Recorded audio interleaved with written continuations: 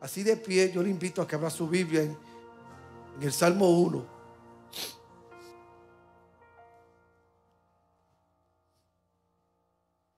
El Salmo 1. Yo no sé cuántas veces yo he leído este salmo hoy. Ha sido el salmo que ha bendecido mi vida hoy, gloria a Jesús. Y yo quiero compartirlo con ustedes. Dice: bienaventurado el varón que no anduvo en consejos de malos, ni estuvo en camino de pecadores, ni en silla de escarnecedores se ha sentado, sino que en la ley de Jehová está su delicia, y en su ley medita de día y noche. Será como árbol plantado junto a corrientes de agua, que da su fruto a su tiempo y su hoja no cae, y todo lo que hace prosperará. No así los malos, que son como el tamo que arrebata el viento. Por tanto, no se levantarán los malos en el juicio, ni los pecadores en la congregación de los justos. Amén. Porque Jehová conoce el camino de los justos, mas la senda de los malos perecerá. Pueden sentarse.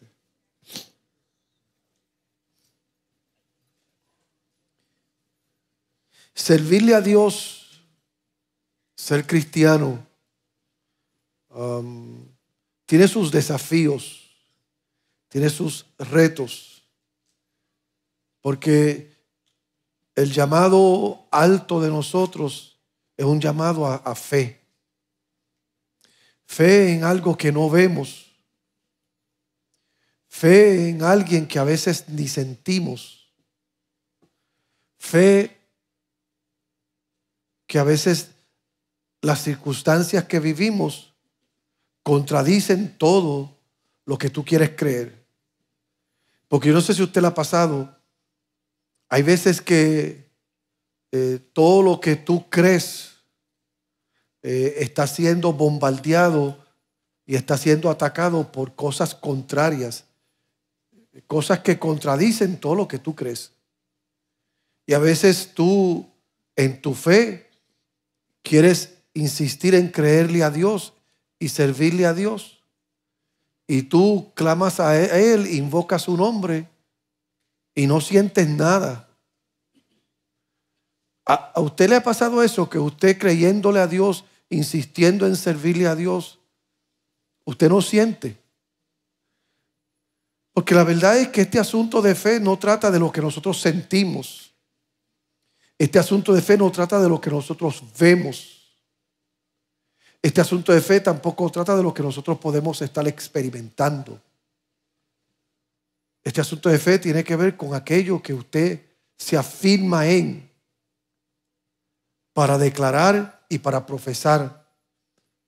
Por eso es que la Biblia enseña que es pues la fe y la certeza, la verdad, lo correcto, de aquellas cosas que se esperan, la demostración de lo que no se ve. Pues creerle a Dios es creer, como dice la Biblia, al invisible.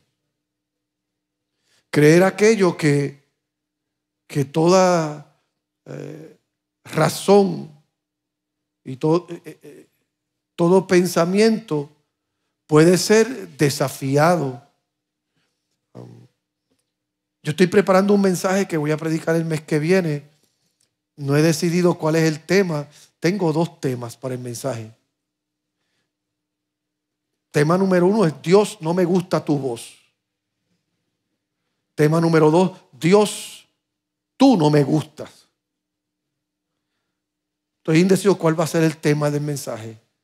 Pero la idea es que hay veces que en esta jornada de fe nosotros miramos al cielo, miramos a Dios y no nos gusta lo que vemos, no nos gusta lo que sentimos. No nos gusta lo que estamos experimentando. Entonces, la pregunta que surge es: ¿cómo soy bendecido entonces? Porque al fin del día tengo que hallar bendición en mi fe. Debo de hallar sosiego en mi fe. Debo de hallar respuesta en mi fe. Entonces, ¿dónde yo hallo respuesta en mi fe? ¿Dónde yo hallo sosiego en mi fe? ¿Dónde yo descubro la bendición de mi fe? este salmo a mí me bendice porque yo soy una persona bastante analítica y soy una persona práctica. No todo para mí tiene que tener sentido, pero hay ciertas cosas que deben de tener sentido. Y cuando yo leo este salmo, yo hallo sentido en lo que el salmo me dice, porque me da unos consejos que me dice que si aplico estos consejos a mi vida, voy a hallar bendición en ellos. Voy a hallar respuesta a algunas de mis preguntas. Voy a descubrir la dicha que viene de creerle a Dios. Y empieza con esta declaración bien sencilla: bienaventurado el varón que no anduvo en consejos de malos. Porque el problema nuestro, muchas veces, el desafío de nuestra fe se encierra en eso. ¿Cuáles son las voces que estamos escuchando? ¿Cuáles son los consejos que están gobernando nuestro entorno? A veces tú tienes dudas, a veces tienes preguntas, a veces tienes crisis emocionales, tienes crisis espiritual, tienes crisis en tu jornada de fe. Y la pregunta es, ¿cuál es el consejo que estás escuchando en ese momento de crisis? Y el salmista está diciendo: bienaventurado el que no anda en consejos de malos. Porque hay consejos que están diseñados para drenarte de tu fe. Hay consejos que están diseñados para robarte la bendición. Hay consejos que están diseñados para llevarte a un lugar oscuro. Y tú tienes que reconocer esto, que esos consejos debes de identificarlos para que cuando llegue el momento de tus dudas, de tus crisis, no le hagas caso a esos consejos. ¿Alguna vez usted se ha molestado con sus padres? Cuando usted estaba bajo la autoridad de sus padres. O posiblemente todavía usted vive bajo la autoridad de sus padres. ¿Cuántos aquí a veces lo que sus padres están haciendo, lo que sus padres le están diciendo, lo que sus padres le están exigiendo, en ocasiones le causa a usted conflicto? Levante la mano. Le causa a usted conflicto. ¿Qué sucedería si usted va y empieza a hablar con alguien que no sabe lo que es honra, que no sabe lo que es respeto, que no sabe lo que es sujetarse a sus padres? ¿Qué pasa si usted va a alguien que es un malcriado? ¿Qué le va a decir? Tú no tienes que hacerle caso a tu mamá. Tú no tienes que hacerle caso a tu papá. Tú no tienes que sujetarte. ¿Qué es eso de que tú tienes que estar honrando? ¿Y sabe qué? Y si usted tiene una mamá como la que tengo yo, y usted llega, yo no tengo que respetarte, sales tuerto, sales cojo, sales manco. Pues la palabra está diciendo: bienaventurado el hombre o la mujer que no anda en consejos de malos. Que cuando estás en tu crisis de fe, cuando estás en tu crisis espiritual, cuando estás en esos momentos que la vida te quiere apestar, no busques esa gente que lo único que sabe es alimentar tu dolor, alimentar tu crisis, alimentar aquello que te drena de fe. Y también dice: ni estuvo en caminos de pecadores. Porque hay gente que son enemigos de la cruz. Hay gente que son enemigos de la fe. Hay gente que son enemigos de los estatutos de Dios, de su palabra. A esos la Biblia llama pecadores. Los desobedientes, los que viven en abierta rebeldía contra Dios. Y entonces, ¿qué tú vas a hacer en tu momento de crisis? ¿Te vas a ir a calentar con los impíos? Eso lo que va a hacer es va a exasperar tus dudas, tus preocupaciones, tus cargas. Mire un Pedro, la Biblia enseña. Están crucificando al maestro, al que él había seguido por 3 años y medio, aquel que él había confesado. Pedro estaba en un momento de crisis de fe. Pero ¿qué hizo Pedro en su crisis de fe? Se fue a calentar con los impíos, con los pecadores. ¿Y qué es lo que uno hace cuando tú te empiezas a juntar con aquellos que son enemigos de la cruz? Toda profecía del infierno que viene a marcar tu destino profético de una manera negativa se cumple. Jesús le había dicho a Pedro: Pedro, acabo de oír una voz que me dice que antes de que el gallo cante una vez, tú me habrás negado 3 veces. Eso fue un plan del mismo infierno para destruir el destino profético de Pedro. ¿Y cuándo se cumplió eso? Cuando Pedro se puso a janguear con los impíos, a calentarse con los impíos. Tú quieres romper maldiciones, tú quieres romper con la duda, tú quieres romper con todo aquello que te desanima, pues sácale el cuerpo a los enemigos de la cruz.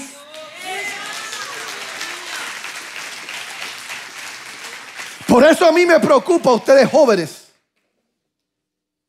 y a ustedes hermanos, que a veces los veo posteando en sus redes sociales. A veces los veo a ustedes haciendo like a gentes que son enemigos de la cruz, enemigos de la fe.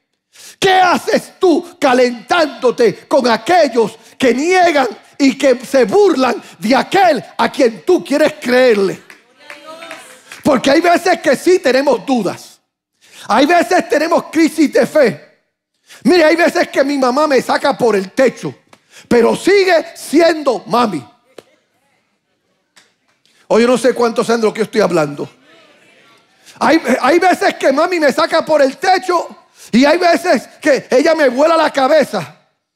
Pero no venga a hablarme mal de mami. No venga a criticarme a mami, porque ella sigue siendo mami. Yo no sé cuántos saben de lo que yo estoy hablando. Pues tú puedes tener una crisis de fe. Tú puedes estar peleando con Dios, pero no vayas donde alguien que te va a hablar mal de Dios, que te va a hablar mal de la iglesia, que te va a hablar mal de aquel que alimenta tu vida aún en medio de tus dudas. Y dice: ni en silla de escarnecedores se ha sentado. ¿Sabe lo que es un escarnecedor? Un bochinchero, un lleva y trae. Uno que lo único que hace es sacar las 5 patas al gato. Y a todos le busca el lado negativo. A todos le busca el lado malo. ¿Usted conoce gente así? Que el culto puede estar poderoso. Y dice: qué culto glorioso. Sí, pero qué mensaje poderoso. Sí, pero ¿viste al hermano? Qué lindo se veía. Sí, pero es que esa gente que yo le llamo bombero, que lo único que sirve es para apagar fuego. Apagar el fuego de Dios en tu vida, apagar el fuego de la fe en tu vida, apagar el fuego de la gloria de Dios en tu vida, apagar el fuego del llamado de Dios en tu vida. Y la Biblia dice: bienaventurado el que no anda en silla de escarnecedores. Si tienes un amigo así, échale flea. Si tienes un amigo así, despégate de él, despégate de ella. Porque esa gente que lo único que saben es dar consejos malos. Esa gente que lo único que hacen es vivir en rebeldía con la palabra de Dios. Esa gente que lo único que saben hacer es apagar el fuego de Dios en tu vida. Porque para todos encuentran algo que criticar, algo que hablar de, algo que burlarse de. Esa gente no te bendicen a ti. Dice: bienaventurado el varón, mujer, que entiende eso. Ahora, entonces la respuesta es: pastor, si tengo que evitar el consejo de malo, si tengo que evitar la gente que son enemigos de la cruz, si tengo que evitar a aquellos que llevan y traen, pues pastor, entonces siempre voy a estar solo en la iglesia.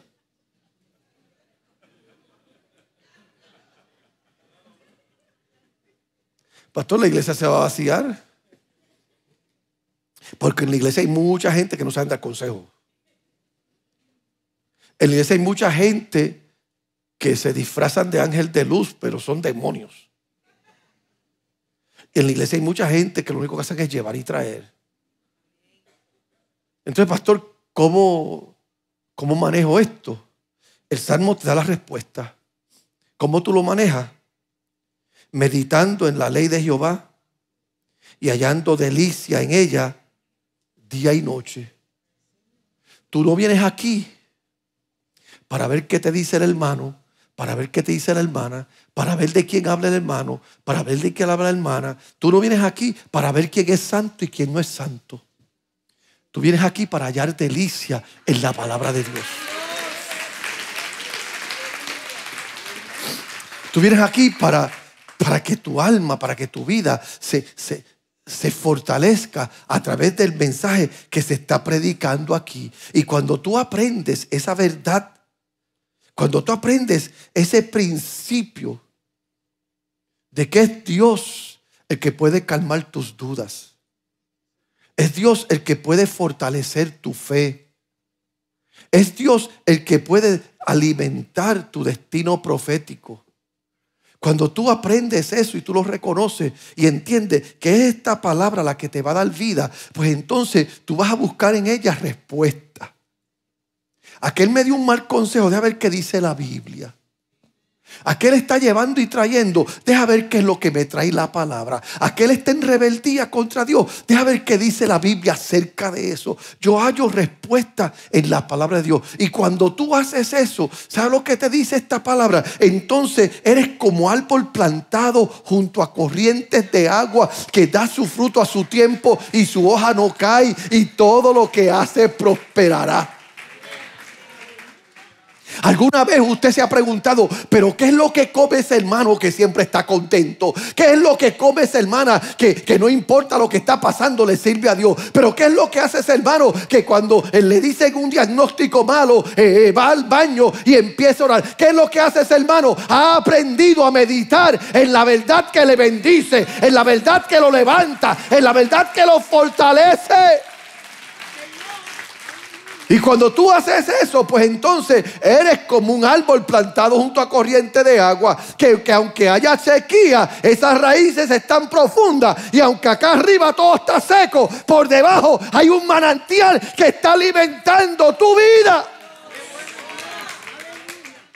Porque hay veces que la sequía se ve.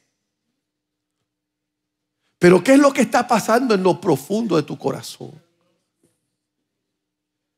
¿A usted le ha pasado que todo lo que está pasando, todo lo que usted está viviendo, todo lo que usted está sintiendo es una contradicción a todo lo que tú sabes? Todo lo que tú estás viviendo es una contradicción a todo lo que dice la Biblia.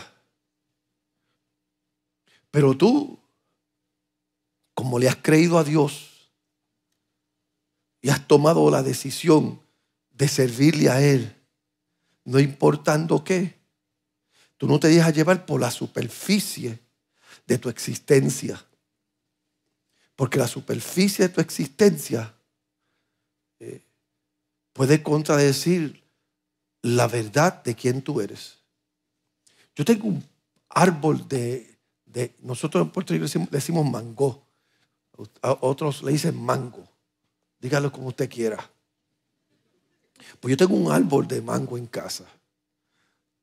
Y hay veces que usted va a mi casa, si usted va al patio mío y usted ve la grama de mi casa, está seca. Y usted ve donde el árbol está sembrado, está seco, todo. Pero mi árbol está frondoso, está verde y está lleno de frutos.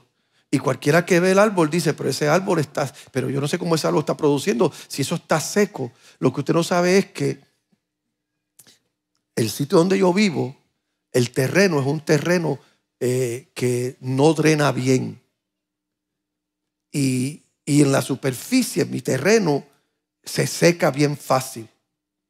Pero usted hace un hoyo por lo menos de 2 o 3 pies usted va a encontrar que el terreno en casa, José sabe de esto, ese terreno de mi casa siempre está mojado.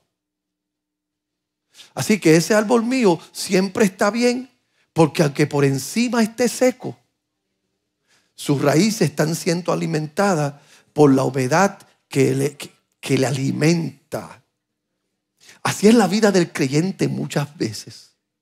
Muchas veces lo que tú ves, lo que tú sientes, lo que estás experimentando, te dice que no debes dar fruto, que debes de morirte, que debes de cortarte de raíz. Pero como tú meditas de día y de noche en la palabra del Señor, tú eres como ese árbol plantado junto a corrientes de agua, que darás tu fruto, porque hay algo que tú sabes, que Dios sigue siendo Dios, que Él es bueno, que Él te ama y Él no te va a dejar solo. Y el Salmo dice, pero los malos son como el tamo que arrebata el viento. Esta expresión, pues yo la busqué para ver lo que era eso. Y en la antigüedad, pues cuando recogían el trigo, pues muchas veces el trigo, y esto la gente que son de campo y de siembra, por lo mejor saben esto más que yo. Yo lo que le estoy diciendo es lo que yo leí. Pues el trigo es una rama que crece y crece a la par con otra rama que la Biblia le llama cizaña. Pero el trigo y la cizaña, cuando están creciendo, son dos ramas bien parecidas. ¿Qué es lo que hace que el que siembra identifique cuál es el trigo y cuál no es el trigo? Pues dos cosas. Número uno, cuando el trigo madura, el trigo se dobla. Cuando el trigo madura, porque el peso del fruto que hay en su rama se dobla. Y la cizaña siempre se queda erguida. Eso es una manera de distinguir. ¿Cómo yo sé que un cristiano es un cristiano de fruto? Porque es humilde. Porque en vez de hincharse, porque es cristiano, porque es de la cosecha, porque es músico, porque canta, aprende a bajarse, porque sabe que la gloria es de Dios y no de él. Pero ¿qué sucede? Esto es lo que sucede. A veces cuando el trigo se está bajando, porque está lleno de su fruto, hay cizaña que se enreda con el trigo y se baja también.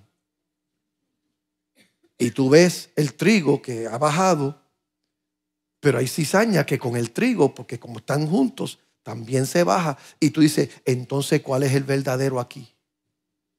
Porque en la iglesia hay gente hipócrita. En la iglesia hay gente que dicen ser y no son. Hay gente que visten la parte de cristiano, pero no tienen nada de cristiano. Por eso, si usted quiere saber quién es cristiano o no en esta iglesia, venga y hable conmigo. Yo estoy tranquilo con tirar al medio al que sea. Especialmente si usted es soltera, si es soltero y se quiere enamorar, venga donde mí. Pastor, me gusta este muchacho, ¿qué tú crees? Yo te voy a decir lo que creo. Pues a veces que el trigo y la cizaña pues se mezclan y tú los ves que están doblegados, pero hay una diferencia. Pues ¿qué hacían ellos? Ellos entonces vienen, recogen el trigo con la cizaña y las mujeres tomaban todas las hojas, o lo que usted quiera llamar, la planta o lo que sea, y la metían en una bandeja grande que era como un filtro. Y empezaban a menearlo así, a menearlo para sacudir toda paja. Pero de vez en cuando esa paja se quedaba, pues entonces ellos lo tiraban para arriba. Y entonces habían otras mujeres que estaban abanicando con sábanas. Y cuando tiraban para arriba, el trigo volvía y caía porque tenía peso. La cizaña, como lo único que era es paja, el viento se las llevaba. Pues ¿qué es lo que está diciendo este salmo? El impío, el que es pecador, el que no ha tenido un encuentro verdadero con Dios, por más que disimule que es cristiano, cuando sea sacudido se va a dar cuenta a todo el mundo si es o no es. Porque el verdadero creyente, cuando los vientos soplan, cuando los gigantes se levantan, cuando la tormenta se desata, el verdadero creyente no se deja llevar por el viento. Se afirma en la verdad de lo que ha profesado, de lo que ha creído. Y por tanto dice, no se levantarán los malos en el juicio, ni los pecadores en la congregación de los santos, porque Jehová conoce el camino de los justos, mas la senda de los malos perecerá. Porque usted ve, en este asunto de fe, usted puede engañar a la gente. Y usted puede engañarse a usted mismo. Pero a Dios usted nunca lo va a engañar. Porque Él te conoce tal y como tú eres. Y si tú estás disimulando, si estás pretendiendo este asunto de fe, llegará un día en que tú vas a ser sacudido. Llegará un día en que los vientos te van a dar.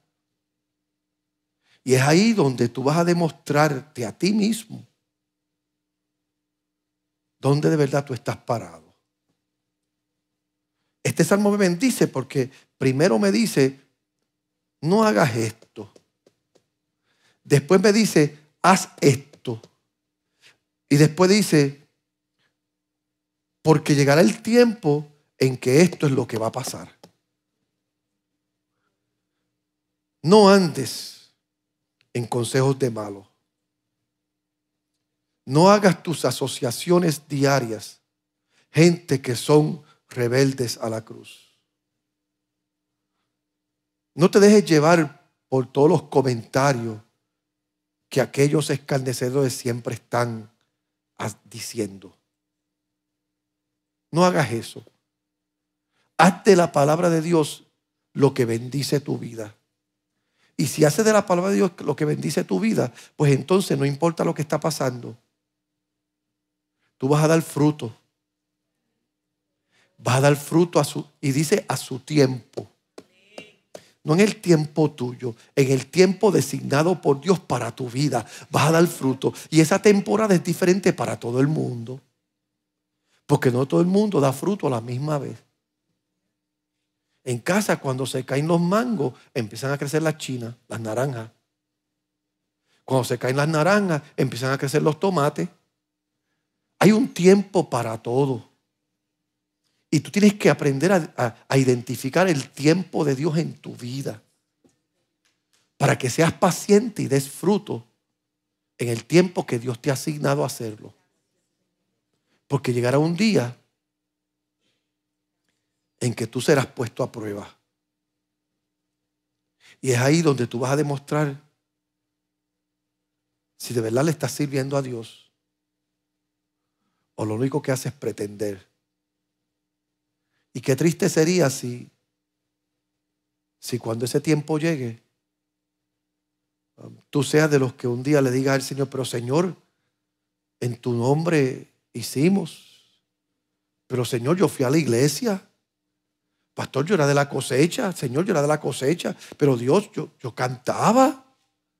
Yo trabajaba en multimedia. Pero Señor, yo hasta cuello clerical me puse un día porque era parte del equipo pastoral. Y que Dios tenga que decirte, no te conozco. Porque no todo el que dice Señor, Señor entrará al reino de los cielos, sino el que hace la voluntad del Padre que está en los cielos. Yo te invito a estar de pie. Porque esto es importante, este consejo es importante. Porque algunos de ustedes se van a bautizar hoy. Y es importante que desde ya tú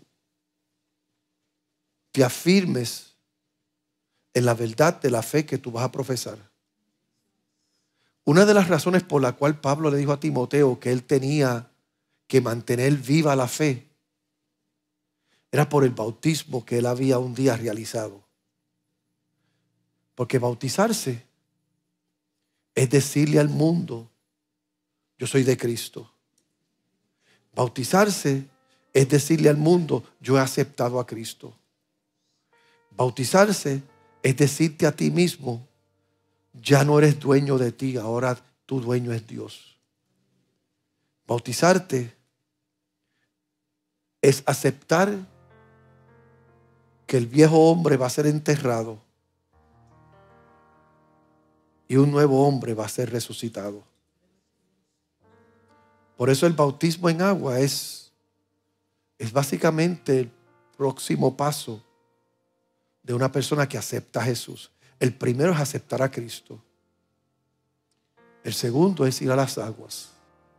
Si aceptaste a Cristo y después dices: no voy a bautizarme, pues no lo aceptaste, lo estás negando de nuevo. Porque bautizarse en las aguas va tomado de la mano con aceptar a Jesús. Por eso la iglesia primitiva, they had it right. La iglesia primitiva lo tenían bien. Alguien se convertía y el mismo día lo bautizaban. Porque era una cosa detrás de la otra. Ahora tengo consejos para ti. ¿Quieres que tu vida cristiana sea una vida de frutos? ¿Quieres crecer? Deja de escuchar todas las voces que hasta ahora han alimentado tu vida para mal. Empieza a evaluar las amistades que tú tienes y empieza a podar tu vida de esas amistades. Empieza a mirar los amigos que tú tienes, los familiares que tú tienes, que lo único que hacen es criticarlo todo, juzgarlo todo y minimizar todo. Y empieza a podar eso también. ¿Pero qué hago, pastor? Métete de cabeza en la Biblia y empieza a leer la Biblia. Empieza a escuchar mensajes. ¿Qué mensaje escucho, pastor? Métete a YouTube y busca todos los mensajes que yo he predicado en este año. Y cuando termines con ellos, busca los mensajes que he predicado el año pasado. Te garantizo que si te metes a YouTube a buscar los mensajes míos, no vas a tener tiempo para estar escuchando a otra gente decir disparates que te van a causar problemas. Pero pastora, ¿tú eres el único que debe de escuchar? No. Pero te aconsejo que madures antes de empezar a escuchar a otros. ¿Me entiendes? Madura primero antes de empezar a escuchar a otros. Yo aprendí a identificar la voz de mi pastor, a oír la teología de mi pastor, ver cómo mi pastor pensaba y cómo él veía a Dios, cómo él veía a la iglesia, cómo él veía al mundo. Y cuando llegué a ese lugar donde, ok, ahora entiendo, pastor, ¿puedo hacer esto? Sí. Al principio todo era un no. Los padres que están aquí saben de lo que estoy hablando, ¿verdad? Cuando sus niños son pequeños, usted no los deja ir a cualquier casa. Usted no le permite comer en cualquier lugar. Y usted no le permite juntarse con cualquier persona. ¿Cuántos padres saben de lo que estoy hablando? ¿Por qué? Porque su hijo no se ha desarrollado todavía. Pero llega un momento en que usted dice: ok, ya este muchacho creció, esta muchacha creció, ya puedo confiar en él, puedo confiar en ella, ahora puedes salir, ahora puedes hacer. Y aún así tú lo miras con el rabo del ojo, ¿verdad? Porque a veces aún después de grande todavía son medios cabezones. Pues entonces, no es que yo no quiero que tú escuches a nadie más. Es que yo quiero que madures primero. Fortalécete primero con la palabra que se lanza de este altar. Porque la palabra que se lanza de este altar es la verdad de Dios asignada a tu vida.